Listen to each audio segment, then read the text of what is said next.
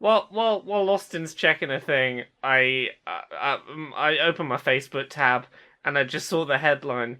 You can finally spend the night in a hotel shaped like an anus. No. Oh, go! Finally! Love that. Finally!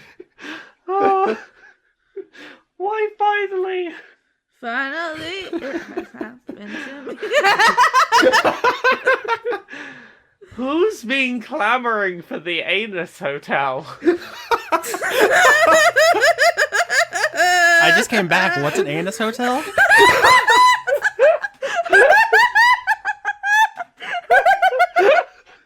Oh, you missed some good shit. The anus hotel. Finally, there's an anus hotel, apparently. Finally.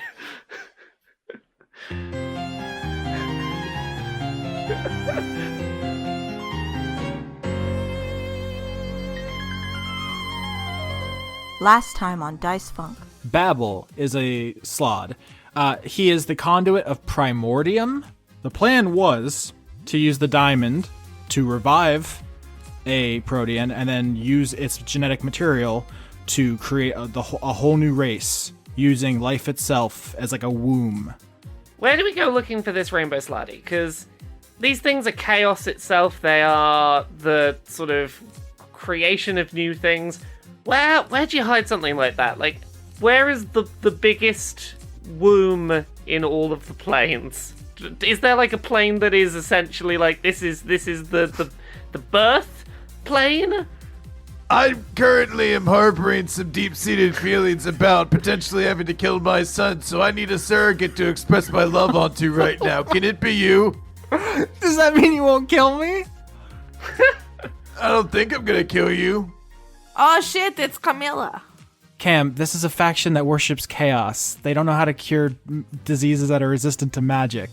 They're gonna tell me to go do like pranks or something. We're wasting our time. I don't have that much. I mean, there's something in the house that's causing it. It's I don't know if it's an object or a being but there's something that has a whole bunch of magic anchored to it. Yeah, no, it's working. The place is falling apart around you. Oh!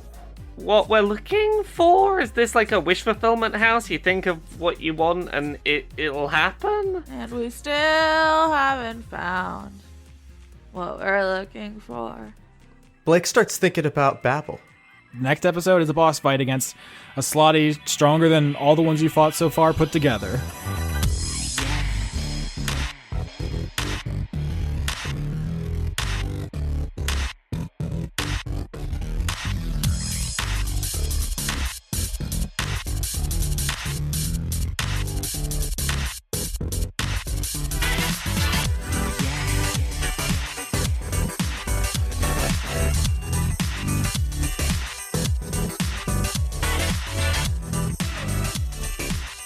Before we started recording, my brain does a thing that it does to amuse itself from time to time, where I'll be listening to a sentence and I'll stop like a certain way into a sentence and just start laughing at the sentence so far, like ignoring the stuff that comes after it. And it was you, Lauren, talking about your wine you're having, and I got as far in as I'm drinking wine out of a fetish. And that was just like a weirdly beautiful thought. I don't know how you do that, but... I feel like you'd enjoy my mug. Hold on. I mean, this came up in season 2, but fetish is actually a word that can describe a lot of things. It's like kind of like an object that has like magical powers and shamanism. Mm-hmm. So you absolutely could have a fetish you could drink out of if it was a fetish in that sense. That's where the word comes from sexually. Now that I know this, I need to research the word properly so I can start telling people I drink from a fetish. Yeah, that's 100% achievable. The next couple of episodes are probably going to be a little weird for at least some of the people on this call, because the internet access in the Galar region is not great. I've started playing. If you hear any Pokemon noises in the background of your D&D, it's because Laura and I and maybe someone else on this call have gotten ourselves some mans to poke and are not paying attention. I may or may not be running around in circles on Route 1 trying to find out how shinies work in this game. Wait, it's already out? No, Laura's it's criminal. not meant to be out yet. Oh, but you're fancy. That's right. yeah. All right, so last we left this adventure, the team was in Jasper House, an old 2-story wooden building that has been abandoned but used to be a place where the Chaositechs hung out.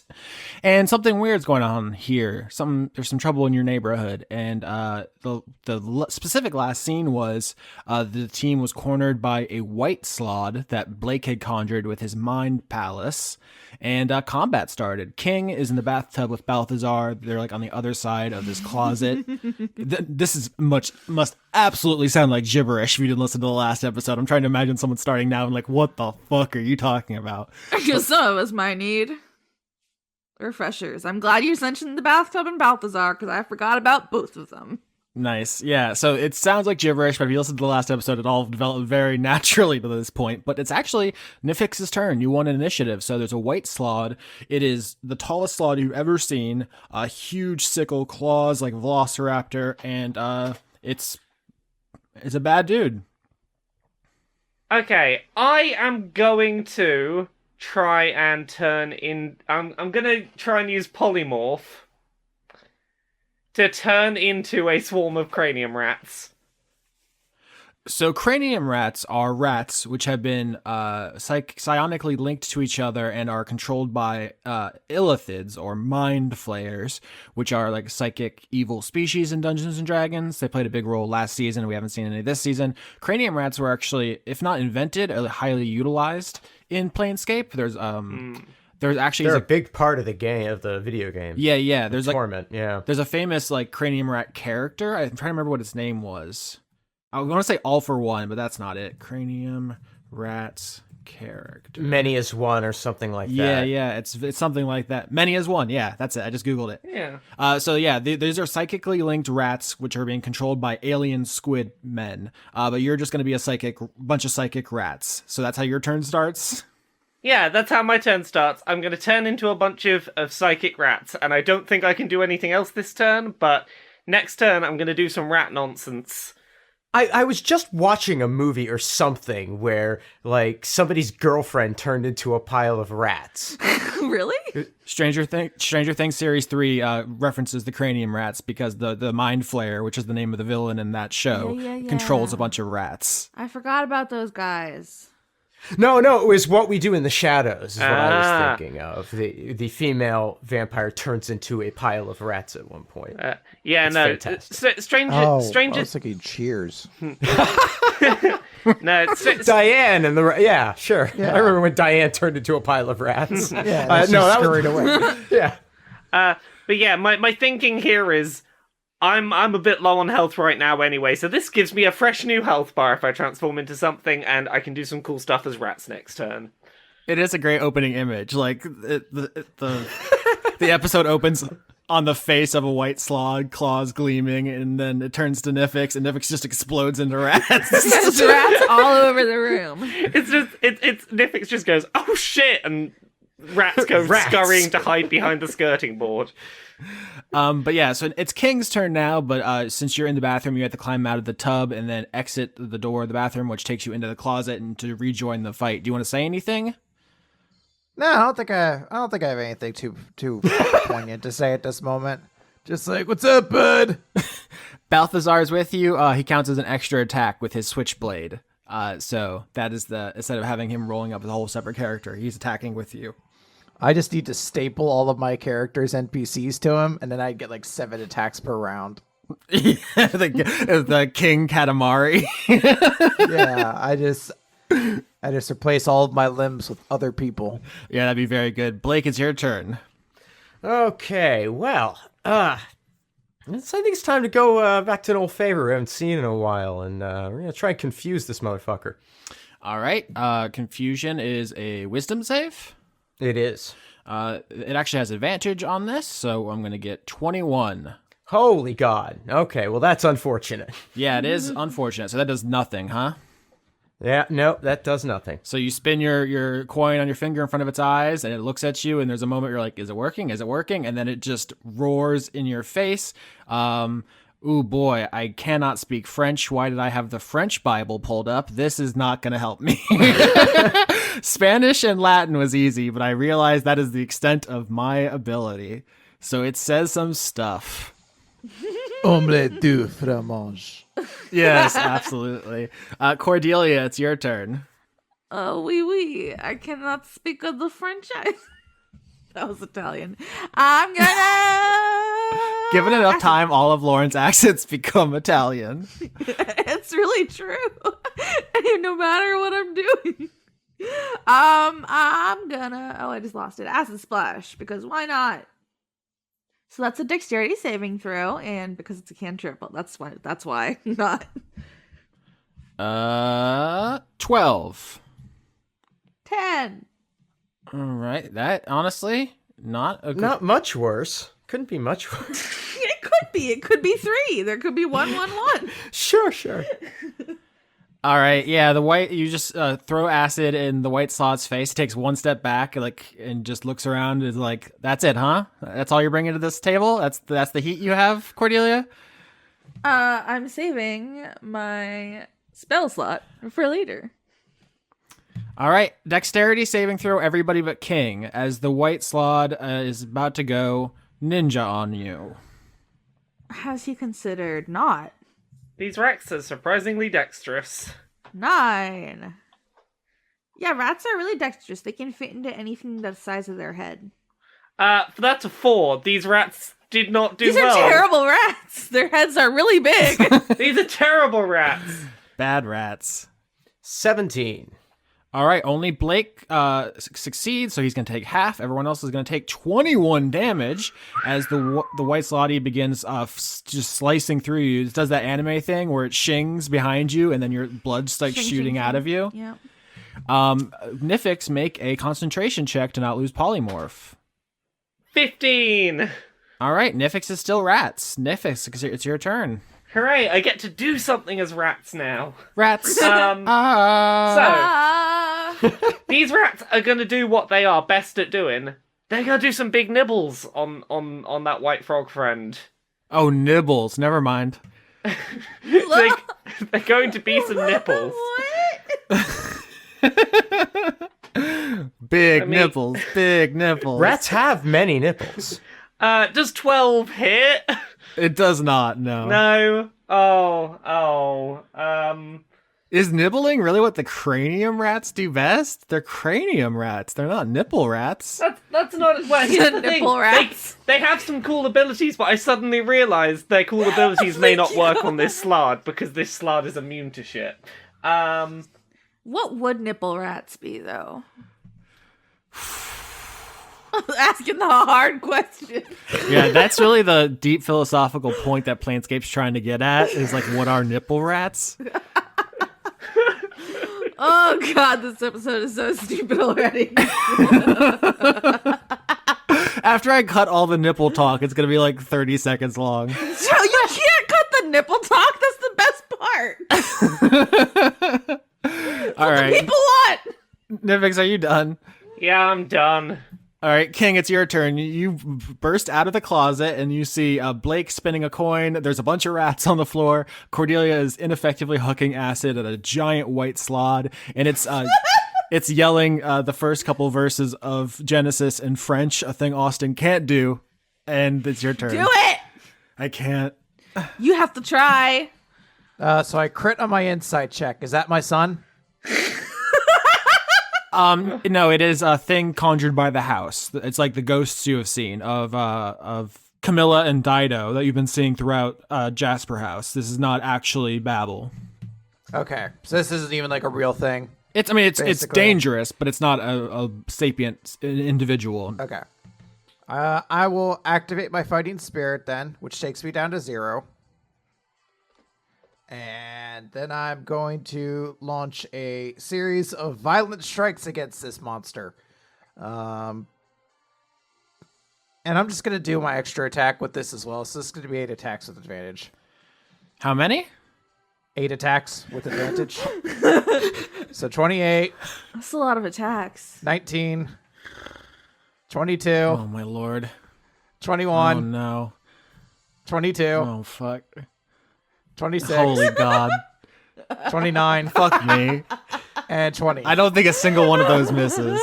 I don't think a single one was under 20. I'm like not even stoned. This is just the funniest fucking shit. This entire season is just 3 spellcasters bumbling around until the fucking melee guy shows up. So Chris. Oh my god, it's One Punch Man. Oh my god, it is. Yeah, we all go around having moral conundrums, and then Big Punch Boy comes and does one punch and saves the day. Hold on, I got to do math here. Oh no. Yeah, everyone take time to do your taxes while he does his fucking combat math. Oh god, there's so many numbers to roll. All right. I have time to play Pokemon. Okay, so I have 110 damage. All right, so you just burst out of the closet and with your fly swatter, which is your Not my son! I slash it. using your demonic spear, you begin dicing up the white slot. I think Balthazar, the giant polar bear tween, is behind you with his little switchblade, just doing little pokes. Like, yeah, come on, get him, pops. He cuts off the little goatee that it has. Actually, so you don't do as much damage as you maybe think you should, which is DM speak for this is resistant to physical damage, but you still do over 50, which is a lot. I think, in fact, when you rush in and you jam your spear through it, you like stick its arm to the wall, and the slaw just like yells in your face. Let's see if I can do this. Are you guys excited to see if I can do it? Do it. Au commencement de créer les cieux et de la terre. It didn't sound any different than when you did the Latin.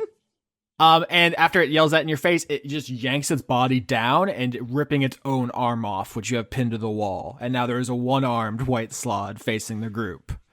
Well, that's fun. As a legendary action, which is a thing this can do, it is going to cast a healing spell on the arm, which begins growing into a second white slod. Mm-hmm.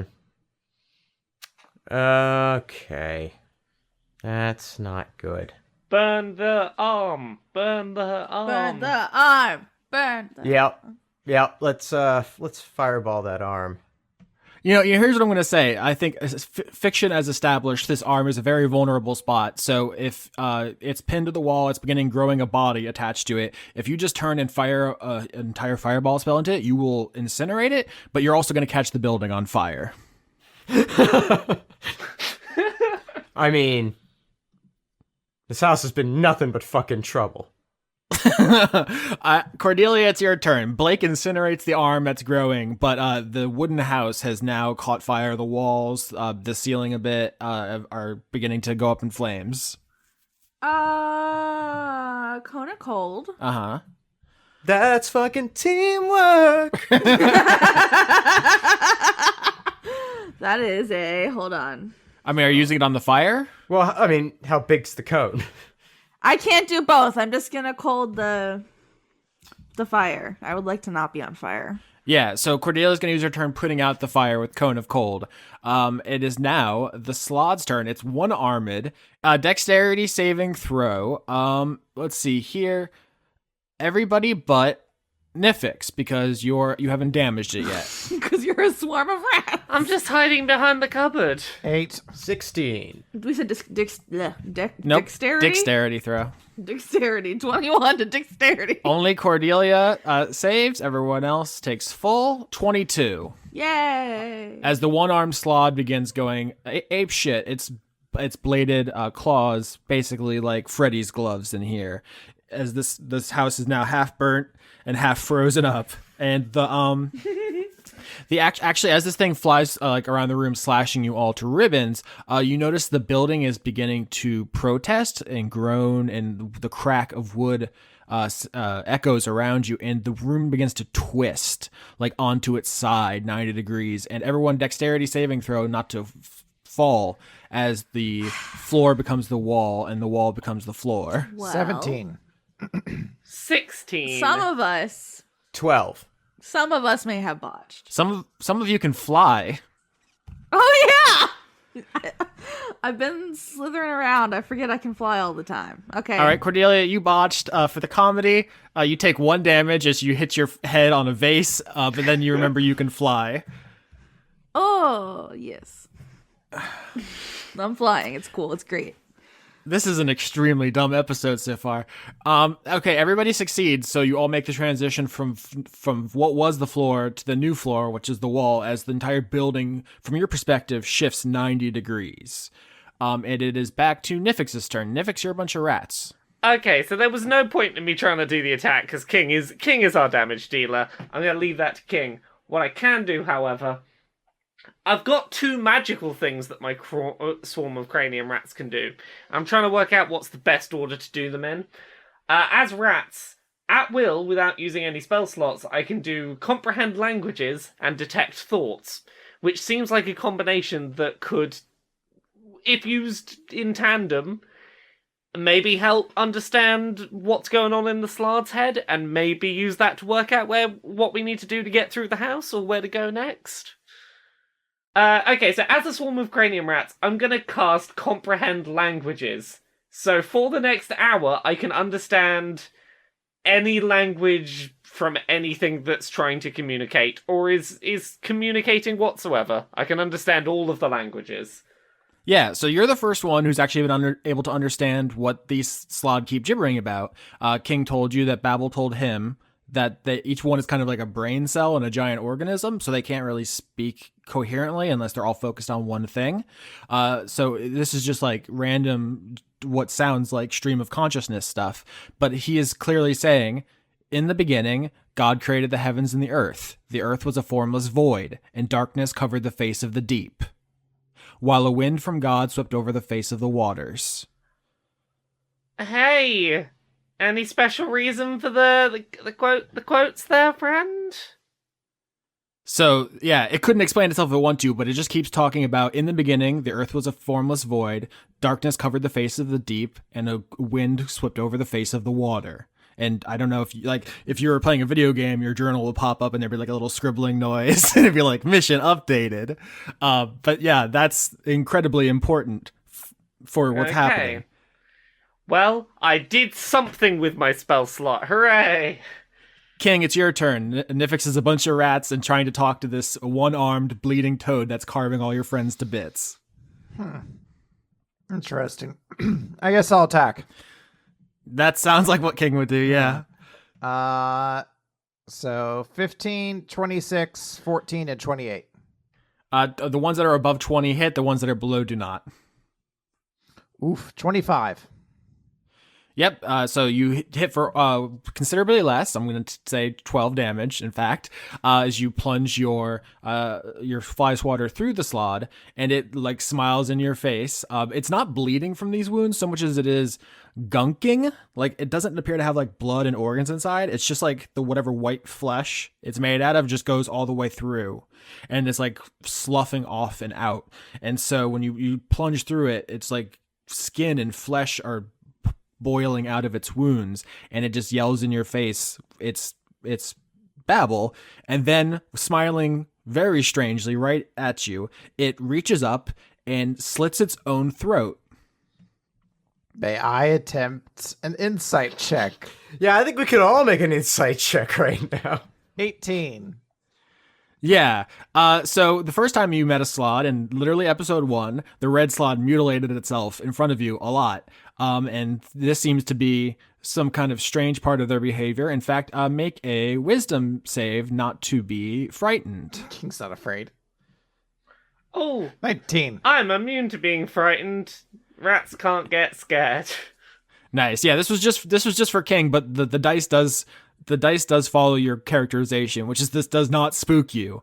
And so you are not frightened. You don't take that status condition. And the Slod, I don't know if it's frustrated because it doesn't really act like that rationally and logically, but it just goes ahead and completely decapitates itself in front of you. So Nifyx is going to fill the party in on what that thing was babbling about. Oh, the combat's not over. Sorry, Oh. I don't know if I gave you that impression. No, that's all right. My apologies. No, it decapitates itself, and it's Blake's turn. There is a one-armed, headless slod, which is it looks like it's still going to fight, and there's a head on the floor, which is giggling despite It's the gonna fact that... grow a body. Yeah. It doesn't have a lungs to giggle, but it does it anyway because magic. I really don't want to keep burning this place down. I do. But you know what? Fuck this house. Because this is ridiculous. What kind of house turns on its... Yeah, This is terrible hosting. right? This is a really lousy foundation. So now we're going to have to fireball that head to eliminate that. So he's just doing crowd control. Yeah, I mean, this is extremely effective. So the head's on the ground going... and you just fireball it square in the fucking... forehead. It is incinerated and the floor catches fire and the house once again groans in some kind of protest and begins flipping. The ceiling is now the floor and the floor is now the ceiling. Everyone dexterity saving throw as the building catches fire again and rotates 90 more degrees. Crit. 18. 14. You can fly. You're fine. I don't know. I just want to be involved. 6. All the rats start tumbling out of the cupboard. Rats go everywhere. Hey, It's raining rats. Hallelujah, it's raining. Sorry. Do some of the rats cushion the fall for the other rats? I mean, they just go scattering everywhere. It's very comical. They're very cute. And they're basically indestructible falling from heights. Small mammals are. So you don't take any damage, but you're going to... We'll talk about that on your turn if it gets there. I disagree. I've dropped a couple babies before, and it didn't go so well. Okay, well, Cordelia, it's your turn. You're just floating as the house spins around you. There's a charred, just ashes of a head and ashes of an arm, and then there's a headless, armless slod. What do you do? Blight. Blight? Blight. Blight? Blight. Blight. BLIGHT. Constitution saving throw. 19. Fuck. So it's going to take half damage because I saved, and then half more because it's resistant to necrotic. So a quarter of whatever you roll. Damn it. Well, at least it's a lot of number. It is a lot of number. So damn it, it's like 7. Yeah, it is exactly 7 damage. Sorry about that. Yeah, Cordelia, you hit him with a bunch of necrotic energy, and there's like basically gets some bad eczema on his skin. And does Calling me out, bitch? the audience doesn't know it's about you? They could. Okay, and it is actually going to be the slot's turn again. Dexterity saving throw. Once again, everybody but Nifyx, who is now tumbling into the kitchen. And me because I can fly. 19. No, this is from the slashes. Oh, well. I got a 4. That's not good, buddy. No, it's fine. Because as a reaction, I'm going to use illusory self. Oh, okay. What's that? Tell us about. Well, basically, he can hit it, but he's not hitting Blake. Blake's over there. All right, so you're gonna burn a spell slot to throw a flake Blake. Oh, I don't need Fake to Blake. I don't need a spell slot for it. It is part of being an illusionist of my level. Oh, damn. All right, so Blake's gonna get out scot-free. Cordelia takes 16, and King takes 8. Yeah, I've had this for a long time, and I keep forgetting to use it. It's once per short rest, but really, I should be using it for as many times as I've been stabbed.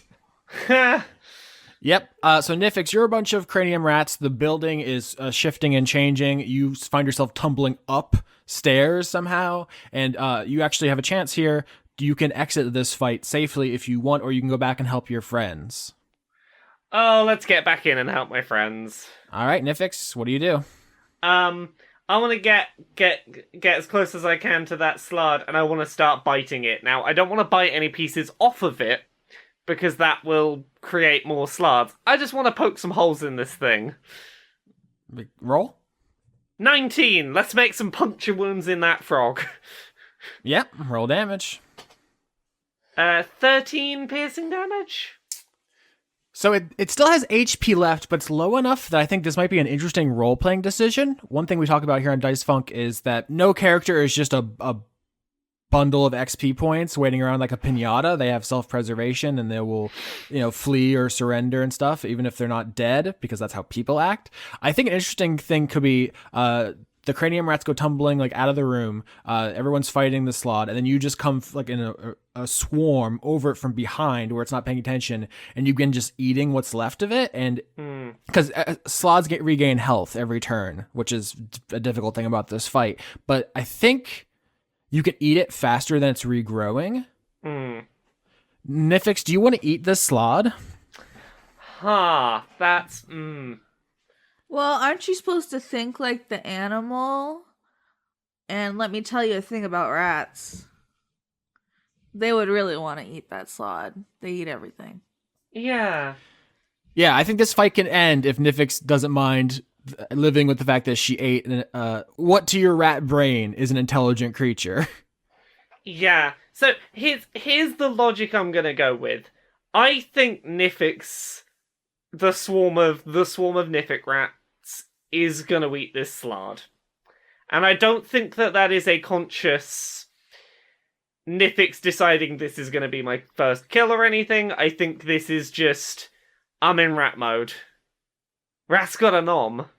Because, yeah, it's an important part of Nifyx's characterization. She's never killed anyone before. And this is not an individual with their own soul. This is part of the chaos magic of the house. But while you're a rat, that distinction doesn't enter your brain. You're just like, must eat. And it falls to the ground and is like flailing. And like it's like would be traumatic. Or when you turn back, it'll be like, oh my God, what did I do?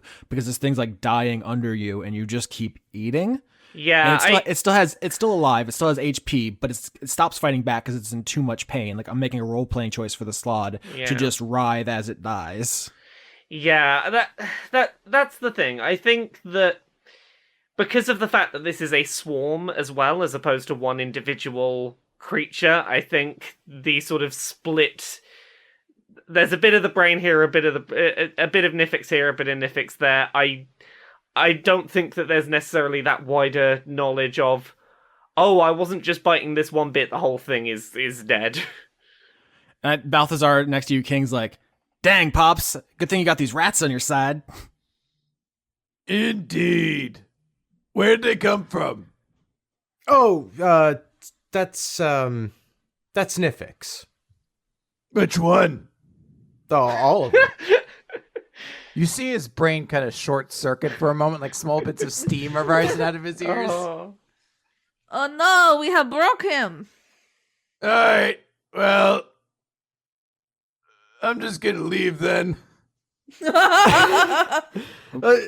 King, you look around to leave and you notice that you're standing on the ceiling now and the house is still shifting. The stairs are like folding up on themselves. Walls are moving. And also, the last fireball Blake cast was not Cone of Colded. So that fire is spreading, but it's also spreading inward, like seeping between the boards of the house into it somehow and like coming out in other places that aren't connected.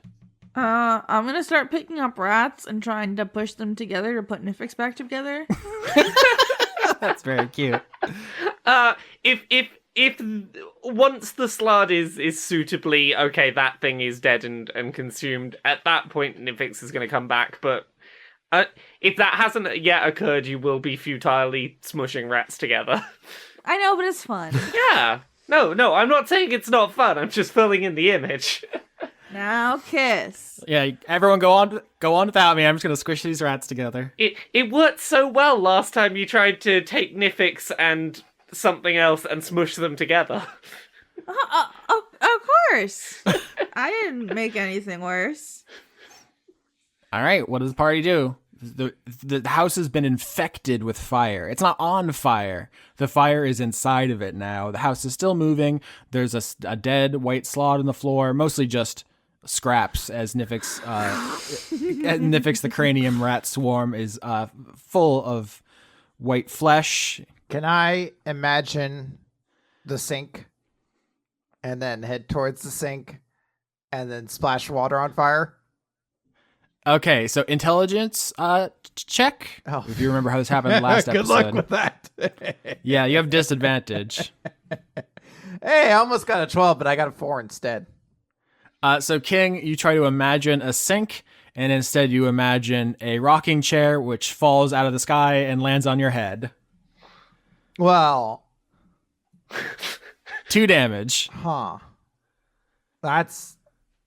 I mean, I guess I'll throw that on the fire. That's what I imagined as a sink. Blake's gonna resume his seated position from when he was on the floor before, and just try to imagine just focus on a sprinkler system. All right, intelligence check. Still only a 10. That's depressing. Yeah, only average. So Blake sits down in the middle of the floor and starts concentrating hard, and nothing happens for a while. What do the rest of you do while he's doing that? Hey, Nifyx, did you eat the person or did the rats eat the person? Is Nifyx done eating the slard at this point? When you're done, whenever you're ready. Okay, but before being done, I do wanna do one last rat thing. I want to attempt to use detect thoughts to see if there's any other thoughts still in this house / is the house thinking. You open your consciousness to the house, and it's like trying to stick a thermometer into the sun. It's like, oh yeah, there's some thoughts. It's all thoughts. That's all there is. The house is just thoughts. No, the house is a house. What's happening is all thoughts. Okay. It's yeah. Everything is thoughts. It's like you can't detect anything because it's all the thing. Okay. And with that, Nifyx is no longer rats and must contend with what they have done. Yeah, paint us that picture. It's a very interesting moment for Nifyx. I think the very quick internal set of thoughts and emotions that's going to go through is, oh, did we beat the slard? Oh, there's a lot of bits of end of slard around. Oh, I'm covered in some blood, aren't I? Oh, How is your tummy feeling? and I Are you feeling full? You ate the shit out of that slod. I mean, it was impressive. I mean, it's not. I mean, it's fine. What? You are rats. What do rats do? They chomp. It's fine. Are you jealous? Are you talking to me? Are you jealous because she managed to eat the thing and all you can manage to do is get ahead? You haven't. No, just because you didn't see me for things doesn't mean it didn't happen. That I'm tired of you trying to invalidate my accomplishments. Austin, can I roll Constitution to find out how Nifyx handles the understanding of I ate that slard? Yeah, of course. 7. Could be better. It's below average. I think that this is perfectly suitable vomit territory, if you're interested. I don't know if it's necessarily vomit, but I think it's definitely unsettled stomach and maybe a bit of retching territory. Do you need a bucket? I was going to mind create one, and I think I have a roll previously to do that. 12 for a bucket. I'll put Nifyx's hair out so she doesn't throw up on it because it's the worst. Well, at least we know they can be eaten now. That we can add that to the list with fire. We know they can be eaten now. we know they can be eaten, and as long as I don't end up with like a dozen slards in me, I guess we did it. Balthazar's like, yeah, I think your stomach acid eats them as fast as they regenerate. Although, you might want to get a checkup. I mean, they do still spread a disease, so, you know. You're so smart. Where'd you learn all these things? On the streets, man. Wow, I should go there sometime. Maybe I can learn. Wait, why are you learning about slod digestion? Digesting slods on the street. I'm from this neighborhood, man. We got a Chaositex clubhouse in the backyard. What do you think I don't learn about slods? So, moving swiftly on from my brief entry into Vor, the slard was reading out the Bible to itself over and over. That bit from the beginning. Also, this house is entirely made of thoughts. and it's moving, and the Babel is reading the Bible, and Nifyx ate a man. So there's a vor rivalry brewing. Cordelia, do you want to vor that fire? Apparently, vor's how we fix things now. I'm not going to eat the fire. No, that's not what you do with fire. Unless you are in the circus, and then I guess you could eat some fire, but I'm not in the circus. You could learn to eat fire, though. Okay, why don't you do it, Blake? I am trying to concentrate, okay? Why don't you eat the fire if people can eat fire now? Is there any there was a bathtub. Do we know where that bathtub is still? No, you've lost that. The house is still moving. Every time you talk, the house moves again. Nifyx wants to just picture some water of any description. Sure. Intelligence check? That's a crit. Uh-oh. Yay! Nifyx pictures a lot of water. But I have the ore, which I'm going to use to make sure the water doesn't drown us and goes towards the fire. Control that water. Damn, that was good. I was about to say, oh, Nifyx is going to start accidentally drowning the party, but I forgot you could control water. Before I rolled for water, I was like, I have the ore. This feels safe. Oh, this is extremely good, actually. Nifyx, you crit and you have an item that can control your crit, so this is going to open up an entirely new doors here. So a huge deluge bursts out of a side hallway and starts coming towards the party. All of you brace yourself for impact. Nifyx, you raise the ori, we called it, and you just begin spinning it and conducting the water like an orchestra baton, right? Like Wind Waker. Dun dun dun dun. You're just doing like what there's got to be words for that specifically, right? I got very distracted by you saying huge deluge, and it threw everything off for me. Why? Huge deluge is weird. It's like two words that shouldn't be allowed to coexist together. Like, they're All right. not unsatisfying. They just don't sit right together. Interesting. I had never thought of that before. But Nifyx, you're doing the Wind Waker where you push the yellow buttons up, down, left, right, or whatever to do waving my conductor's baton around. And you you take control of this huge amount of water and you begin conducting it through the house, chasing the fire like through the seams and the boards and like up like into the house. Once again, not through it, but somehow inside of the house. When it twists, it takes the water with it. And you're like putting out this fire, but you now have a pretty powerful weapon, which is a huge deluge, which I'm just gonna say as many times as possible now. So you're not even gonna lose that. Nifyx, add to your inventory, huge deluge. Oh, I can just carry it with me, huh? Yeah, for now. Okay, huge deluge. It's gonna evaporate over the course of this episode, but for a bit. So now with one effective thing done to help the party this episode, You Nifyx ate is the just- slide. Nifyx is going to be a little bit quiet for a minute, but they're focused on the mission. They just ain't saying much. We might just need to figure out a way to communicate with this place. I'm gonna open a cupboard. Hello? House, show us what you are hiding.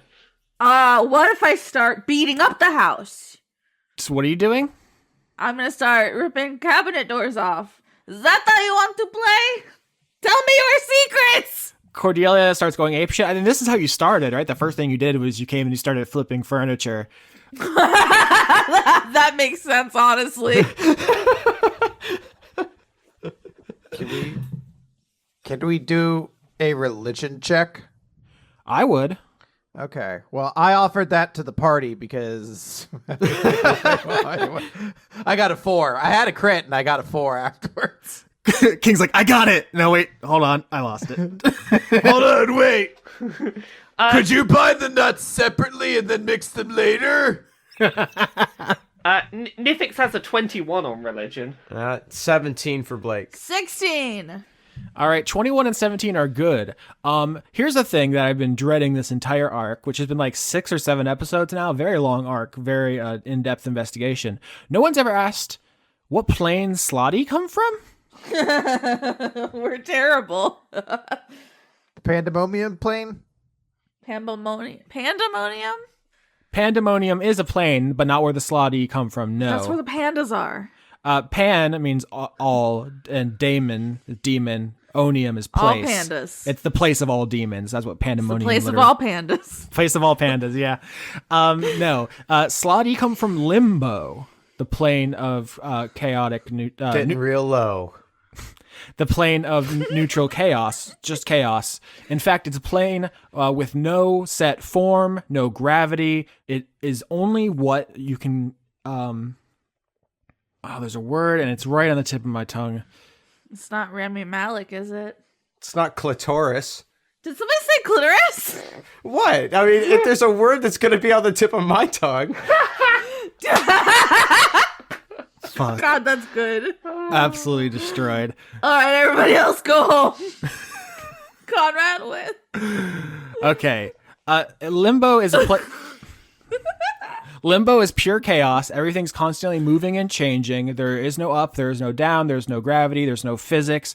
The only way to have anything with any permanence is to will it into being, to literally impose your will upon it with your willpower. The only things that live there are the Slotty, which don't care about that. They're just creatures of chaos. And there's some monks there who, with their willpower, can form small continents and monasteries to meditate in and use. They literally have to constantly be in meditation just to hold the ground together with their thoughts.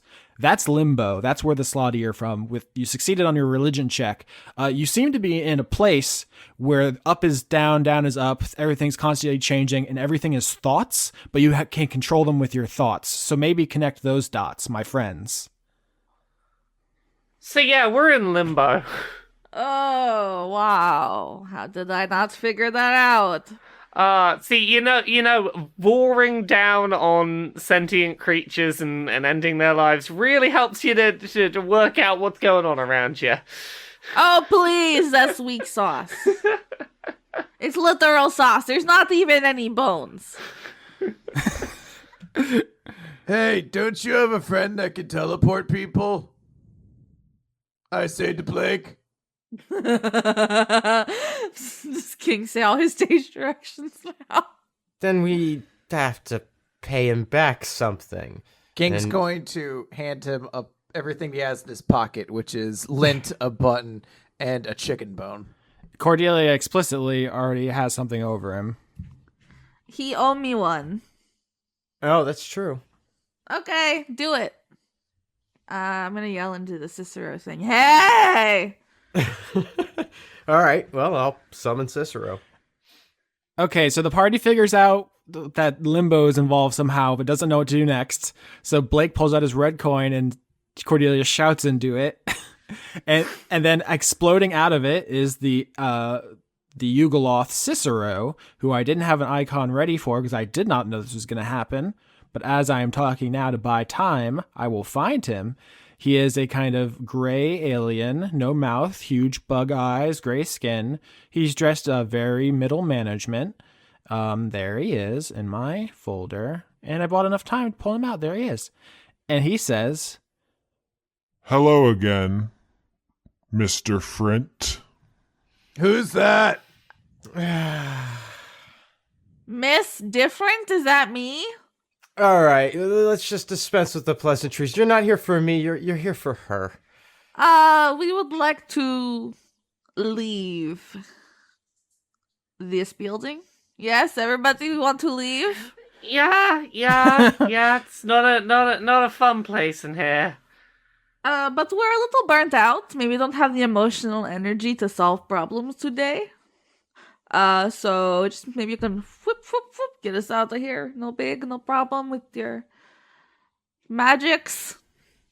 Okay. Summarize to me the situation, because I've just appeared in a house and there's a gnome who is controlling a huge deluge and I don't know what's going on. Okay, Cordelia explains everything. It is huge, though, right? It's quite the deluge.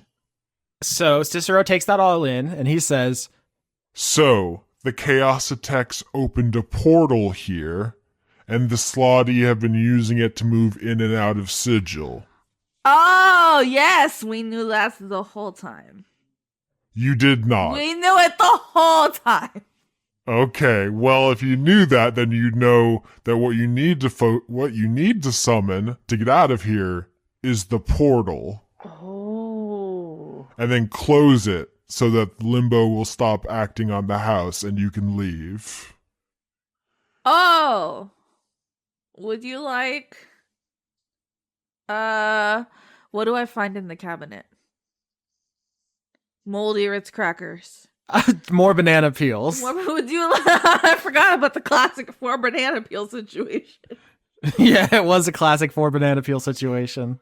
Would you like un peel de banane?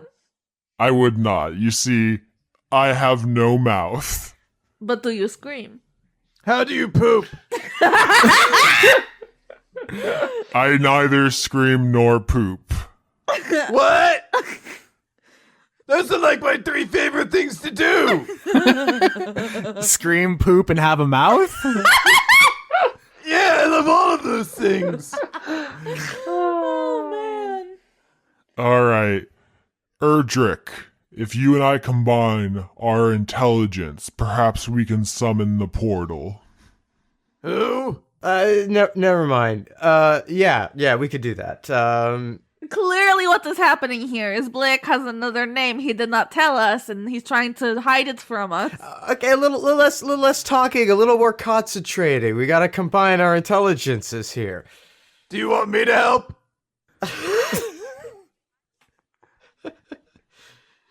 It's a 14.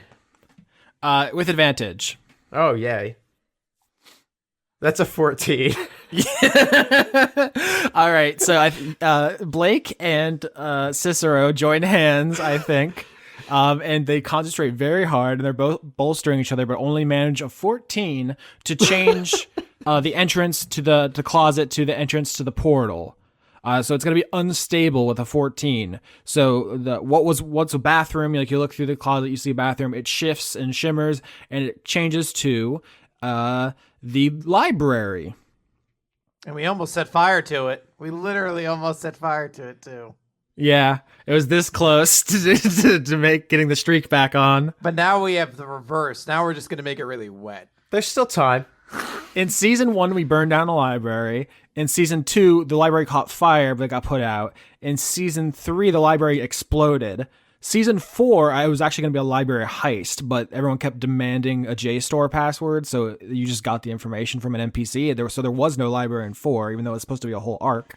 I mean, we did heist the electronic library. And you do heisted an electronic library. In season 5, there was a library on the ship that exploded, so that's another exploded library. So we've had 2 exploded and 2 set on fire. This one was almost set on fire, but it might escape unscathed if nobody goes out of the way to damage it. What if I start pulling all the books off the shelves to reveal a hidden room? I still have spell slots.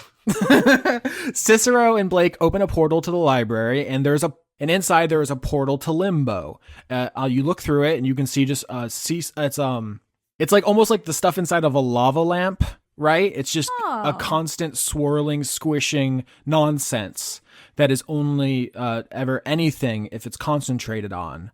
If you go in there, there are only Slotty and occasionally monks who have focused hard enough to create places to live. But that's the entire plane. It's a plane of only chaos. Very hostile. But it's leaking into this house. Would it be Arcana to know how do you destroy or close a portal? Yeah, it would. 14? 6. I start throwing books into it. I bet King has a good idea. I got an 8. 22. Okay, so we got 2. Let's see. Blake, once again, the smartest person coming through, knows that because this is a portal chaos, in order to close it, we would need to enact the opposite of chaos upon it to cancel it out. We should Bureaucracy. make it have a timeout. We should fill out some forms requesting that it in due process be closed. We should organize all the books in the library. So the opening to the library that Cicero and Blake have opened, they only got above average. They didn't do well enough to keep it stable. So it's going to close. It's like shuddering and the walls are shaking and dust is falling from the ceiling. And Cicero says, The way will close soon, If you need this portal, get inside now. Let's go. Into the library. Okay, into the library. I'm in the library. So everybody runs inside before it closes. Yeah. Yes. Cicero holds it open for as long as he can, and then it's the door to the closet slams shut, and he's cut off from you, and he is gone, and you no longer have his help. But the four of you are in the library with the portal into limbo. Hey, Blake, was that your boss? Was it your boyfriend? No, he's just an old work acquaintance. Why doesn't he know your name? He kept calling you a bunch of other names. I used a different name at my job. It's, you know. Oh, that's cool. It's like you have two names then. Right, yeah. Yeah, it's like that. Like a coin! You have one side that's Blake and the other side that's Frimp or whatever it was. Shrimp. Right, shrimp. Yep. Coconut shrimp. No, Detlef. Detlef shrimp. Jokes. So, a solution that someone joked about a minute ago, but, like, I can't stop thinking about now. Do we have to just, like, Dewey Decimal System all the books in this library to make this portal shut? Yeah, that's what I'm thinking. That is an act of great order that would counteract the portal of chaos. Okay, what if some of us do a decimal system and I'll knit something? Yeah, Dewey was racist. I think we can come up with a better system. I'm gonna argue that Nifyx should be on team organize the library, because I'm gonna say this universe's equivalent of Desert Bus is just a library organizing simulator. That's an extremely good joke for the part of our audience that knows what Desert Bus is. It's a game where you are on a very long straight road and you drive a bus for like 8 hours and you only very occasionally have to go slightly left or slightly right as the road very From slightly Tucson turns. to Las Vegas, which Yeah. I have made that drive in real life, and let me tell you, it's just like Desert Bus. Yeah, there's people are also making a game where you just sit on a plane in VR for 6 hours and spend 6 hours just milling around on a flight. When you say those people, you don't mean Penn and Teller, right? The developers of the Desert Bus game.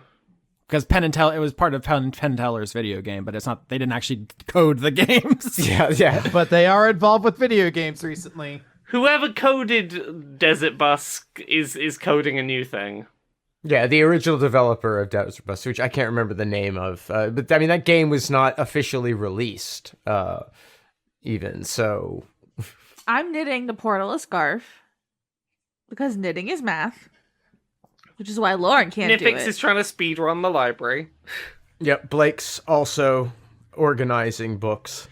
So why don't everyone roll D20 except for Nifyx and Cordelia, who roll D20 plus proficiency because of your video game and crafting proficiencies, respectively.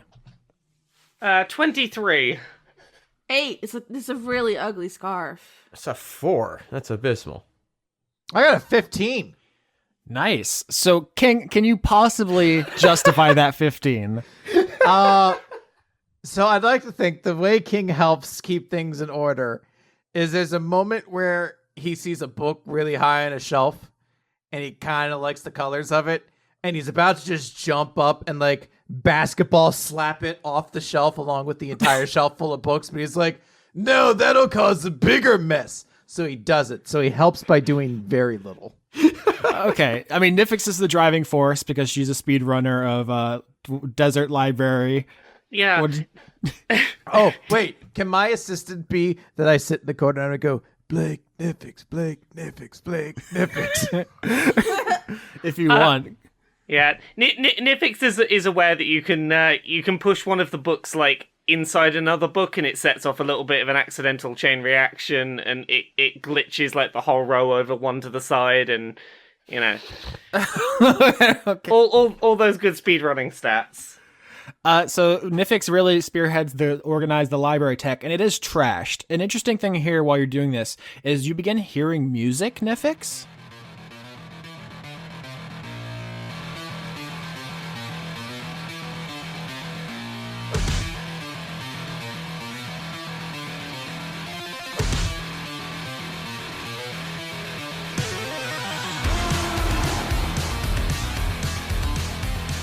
Nifyx, while you're organizing the library, you're hearing this music and it's getting louder and louder. And the four of you see begin appearing around you, like slowly fading into existence, a bunch of party goers in here. And you recognize Camilla and Dido, the goat and the sheep women who were part of the Chaositex. But everyone here is dressed similarly. They're like raver or like metal fans, basically. A lot of black, a lot of leather, a lot of studs and spikes. And they're just having a fucking party. It's like a Slipknot video in the library here because they squatted in this house and opened a portal into limbo to make it as wild as possible because anything they think happens. So they're like, hell yeah, I would like some shots, and shots appear. And they're like, yeah, I would like if a giant snake was here and we could dance around it. And then that happens. And they just think stuff and it really makes the party pop. And Austin, just in real life, can I get you to be a party planner? Because you've got real wild ideas for parties. Austin would be the worst party planner. No, I would go to an Austin party. He wouldn't be there. The only way. He wouldn't need to be there. He would plan it, and it would be amazing. Okay, because Austin has a very He's deathly afraid of humans. Yeah, that's I get that feeling, but. He gets upset if he has to answer the door for delivery people. So that's what's happening is a bunch of people, like rebellious teens who like worship chaos, man, squatted in the house and threw a rager in here. And they opened a portal to do that. And then they just left. They all like grew out of it or decided to do other things and left. And then when the Slotty needed to infiltrate Sigil, there was a portal for them. And so they just started using it coming in and out of this house. This is how they're getting into Sigil. But the Chaos Techs abandoned it long ago. So you're fixing up this library to counteract the portal, and suddenly there's a room full of like the memory ghosts of partiers here. And it's just raging. And you see everyone's drinking, red Solo cup time and headbanging, and it's sick. What do you all want to do here? Can I imagine fire? Come on! Intelligence check. We just... All right. Come on. Yes. This is the one time I need double crits. All right, well, I got 2. Do I get fire? No, you feel slightly warmer. That's pretty... I'm going to keep imagining fire, then. Gets you cozy. Cordelia, you don't want to talk to this memory snake? There's a big snake. Hello.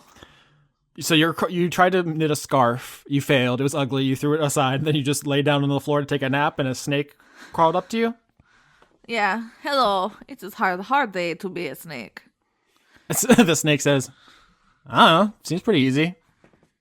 Okay, hold on. This is a regular snake, right? Yep, it's like a boa constrictor. Okay, because I can just talk to snakes, so I wasn't sure if it was a snake or another snurson. No, it's just a regular snake. Well, I mean, you don't have to pay rent. Do you have a girlfriend or a boyfriend? Are they ever mad at you? I don't think regular snakes. I don't know. Is it nice being a regular snake? Yeah, it's very nice. I just kind of sit in the sun and get warm, and then if an animal comes by, I eat it. And then I guess when it's mating season, I mate. But it's not really about pleasure for us, I don't think. Oh, well. What are you doing here? They summoned me for the aesthetic. That's just like non-snursons, right? Ooh, wouldn't it look cool if there was a snake in the library? Nobody ever asked the snake what it thinks. I think it's pretty cool. Okay, well, fine. In this one situation, it's okay. Yeah, I mean, I'm not actually a real snake. I'm like a mental projection from Limbo, so I don't have a rich interior life, I'm just kind of going in the moment. Wow, it'd be so neat if maybe the person doing your voice could just not be a dick for 2 seconds. You're just mad because you couldn't... No, this is the snake. He says, you're just mad you couldn't figure out it was a portal. You're just mad you don't... Fuck. I do fuck. King would like to raise his hand. Yes, lizard. Do you know how I can save my son? I think Balthazar's there. He's like, hey, man, I'm right here. And no, I told you already, I'm not fixing the books. Books are for squares. No, I agree. I met my slotty son, though. His next question is probably going to be to ask how you poop. I know how snakes poop. How? I read it in a book. Yeah, tell me how then. I don't remember. Okay, well, then you don't know, do you? I want to know how to save my son. Rodney, how does he save his son? Who's Rodney? Snake. Close relation of Roderick, the beluga whale. Lauren, are you okay? Let me name the snake, Jesus Christ. What's wrong with you? Let me have this. Oh my god. What's been in the water today? I don't know. King, who is your son? I mentioned him. It's Babel. How is that your son? Because I cut off the piece and that's what made one and that's my son. That is not how parental custodialship. I don't know. I'm not the parent. That's not how that happens. There are documents. You have to sign some things. You have to go to the court because they want to take all your money. That's not what being a parent's about. I mean, that's how you are legally, but you can't just be a parent by cutting off somebody's finger. Also, that's the opposite of good parenting. You can't just cut off fingers. Why not? King, how many of Lime's fingers have you cut off? I'm going to turn to Blake and Nifyx now. You at the most, you could possibly be responsible for the existence of another slotty. Well, and theoretically, any slotty that break off of that one slotty. But Babel, no. You had nothing to do with Babel. Babel created himself. Babel. He is his own son. Not full Babel, but red Babel. Well, not red Babel, Astral Sea Babel. I'm not going to say that you need a biological link to someone to be their parent or for them to be your kid. That's not what I meant either. But also, absolute chaos and attempting to rip apart the world and stuff. Yeah, we don't have a solution for that yet. Well, we need to find one! Oh my goodness. Why? First of all, it's not your son. Yes, he is! He's trying to trick you because you're too kind-hearted. No! I hugged him! That was my son! Okay, well, can we kill all the other slotty then? No, because his son is gonna tell him not to. Okay, fine. Then we'll just burn a few choice ones, whatever. I feel like this is an important thing we need to establish before we get in the moment, because I don't know if you guys remember, but everybody else seemed to think there was a set plan for Jean, and they got so mad at me when I did my thing, even though I had never agreed to do anything. So, no, I'm not going in here blind again and getting stabbed again. I'm tired of getting stabbed. Let's see if the party can learn from their mistakes. So maybe we all have like a little more meeting. We do get out, not physically, with feelings. I do not want to get stabbed again. Please, my little torso. King, we do need to deal with Babel, because if Babel, with big proper Babel, they're not gonna stop. Like, they aren't gonna be reasoned with. I know. Think about Lime and Lloyd. If one of your kids is potentially putting your other kid at risk, maybe you've got to deal with the kid that's being the risk, whether you want to or not. I know, damn it, but I just want to do everything I can to find a way to save them both. I don't think that exists. Life is hard. And I'm sorry. I'm trying to make a Sophie's Choice joke. I just can't. What would your astral son's advice have been? Because I'm pretty sure that their stance was, you need to do this. Yeah, for clarification, Babel said, we killed a lot of people to do this, and we're going to kill a lot more. We know to you it's evil. We don't believe in good and evil. Yeah. We're chaos. We don't. It's just not an interest. Like good and evil are not of consequence to us. We're going to do it anyway, and you are going to have to kill me to stop me, and I have accepted that. And I know I'm going to have to do that. I just wanted to find a way to not have to do it. If you find a way not to do it, I promise that I'll listen. I don't think there is a way. Well, I mean, not to be morbid, but probably not. But it's okay to try. It's just we want to make sure we're all on the same page. You know, if we're supposed to be a team. I'll kill Babel. Okay, well. But I want his soul. I wish I could help you there. Listen, it's fine. We'll find that other soul later. He's so large. Let them have this.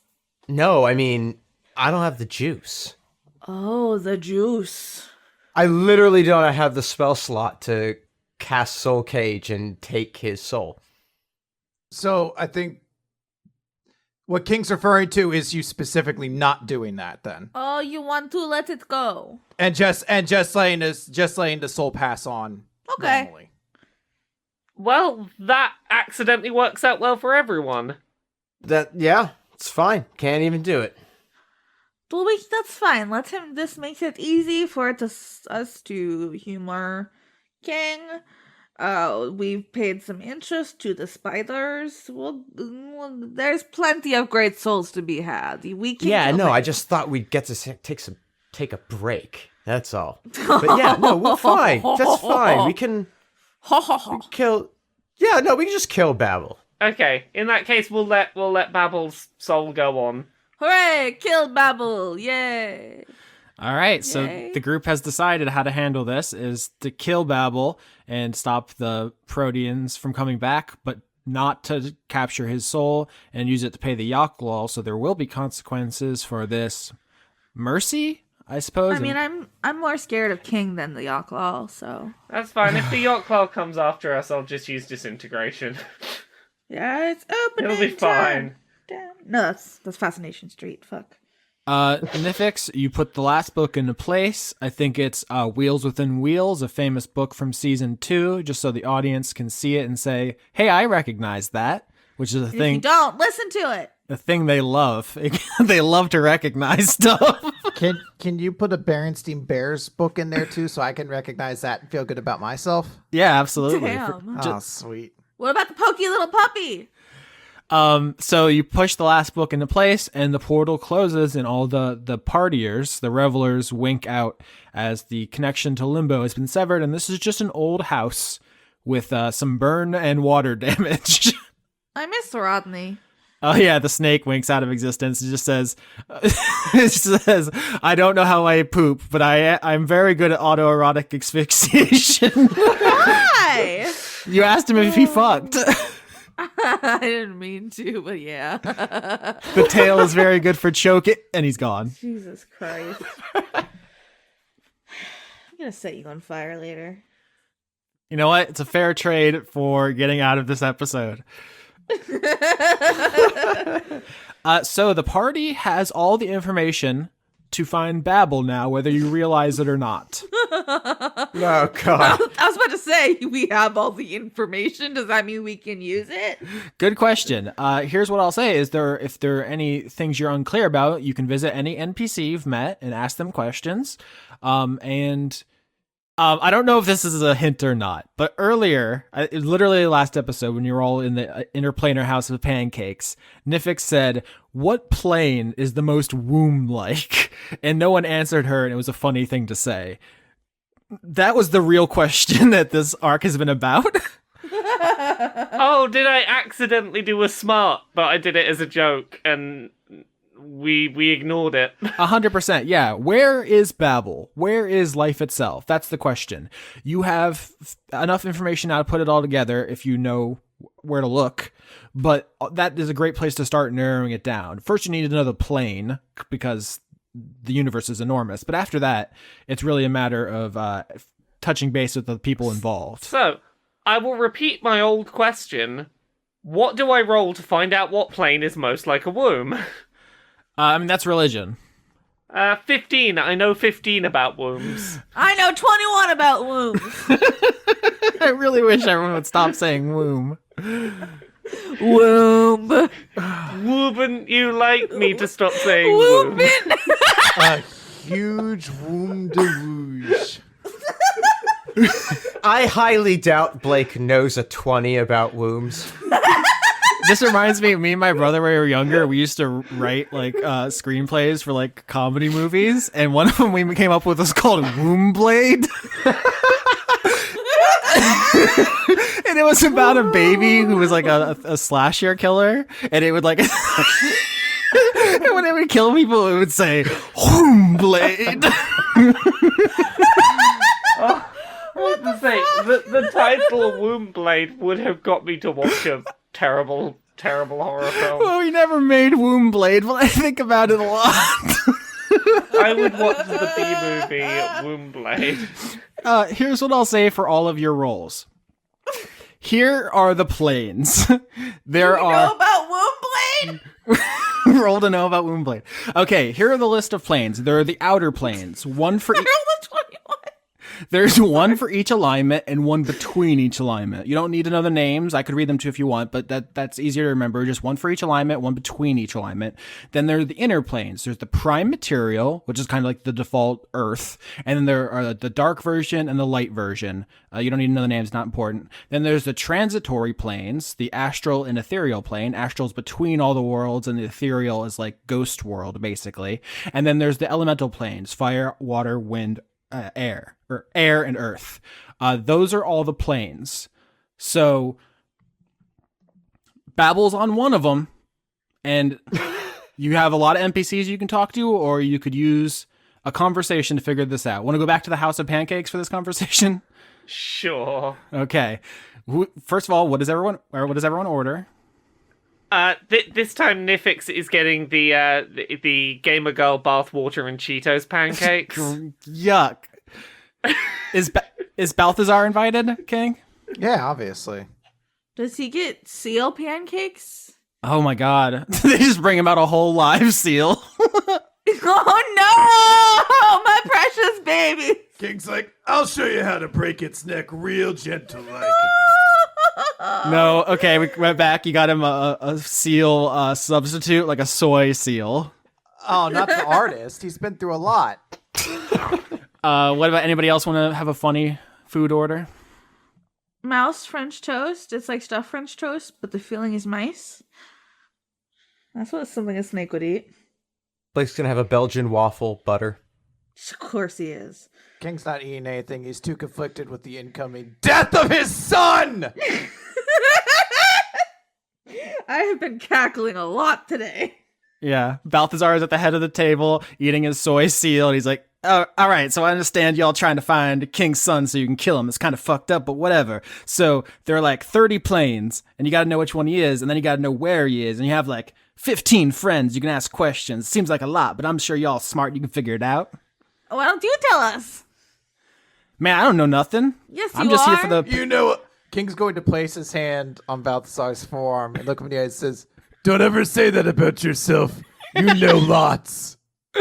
I've actually been thinking about this because last week we talked about I just improv that he was the conduit of Snow, and we talked about Snow's Informer, which was, I think Laura explained the plot of that song, which was incomprehensible to me. Yeah, no, there's a man who gets arrested, suspected of drug use, and gets taken into the police station. They stick a finger up his arse, and then his friend gets him out of prison, and the police got nothing on him.